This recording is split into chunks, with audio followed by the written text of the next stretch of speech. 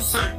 যার মুখে দুর্গন্ধ রয়েছে তার সাথে কেউ কথা বলতে চায় না, কাছাকাছি এসে মিশতে চায় না, সবাই সবকিছুতেই তাকে একটু দূরে সরিয়ে রাখতে চায়। এই দূরে থাকাটা অনেকের জন্য তার জীবনে ব্যাপক নেতিবাচক প্রভাব ফেলতে পারে। আজকের ভিডিওতে মুখে দুর্গন্ধ দূর করানো এবং ব্যাকটেরিয়াল সংক্রমণজনিত মুখ ও ফ্যারিংসের চিকিৎসায়, এছাড়া ডেন্টাল সার্জারিতে জীবাণুমুক্ত করতে এই ওষুধের ব্যবহার সম্পর্কে বিস্তারিত তথ্য জানানোর চেষ্টা করব। তো চলুন ভিডিওটি শুরু করা যাক। আপনি হয়তোবা জেনে থাকবেন প্রত্যেকটা মানুষের মুখ, দাঁত ও জিহ্বাতে স্বাভাবিক কিছু জীবাণু থাকে। এই জীবাণুগুলো মানুষের সুস্থতার জন্য প্রয়োজনীয়। তবে জীবাণুগুলো যখন মুখের সাথে একটি ম্যালেজ তৈরি হয় তখনই মুখে দুর্গন্ধের সৃষ্টি হয়।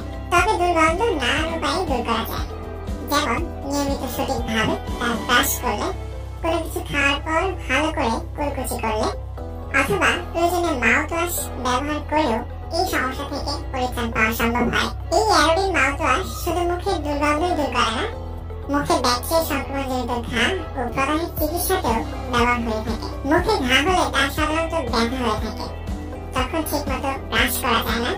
অনেক সময় এই কারণে মুখে দুর্গন্ধ তৈরি হতে পারে। এই ধরনের দুর্গন্ধ চিকিৎসাতে অ্যারোডিন মাউথওয়াশ দিয়ে কুলি করলে দারুণ ফলাফল পাওয়া যায়। এই ঘা জিহ্বা, মাড়ি, গালের ভেতরের অংশ ও উপরের তালুতেও হতে পারে।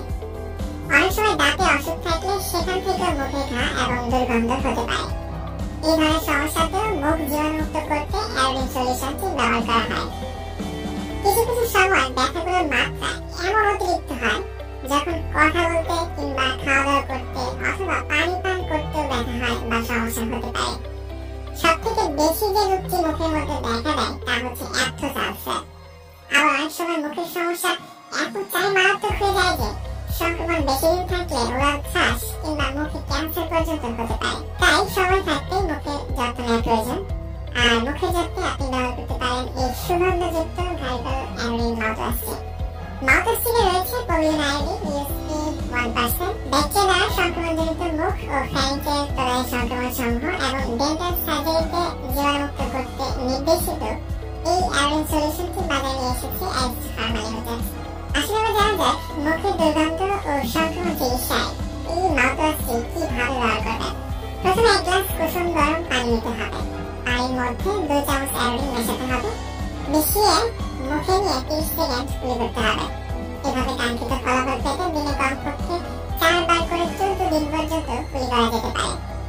আর যে কোনো ধরনের পার্শ্ব প্রতিক্রিয়া এড়াতে ব্যবহার করার আগে অবশ্যই একজন ডক্টরের পরামর্শ নিয়ে ব্যবহার করুন। আর এই দ্রবণটি শুধুমাত্র 6 বছরের উপরে মানুষদের জন্য প্রযোজ্য।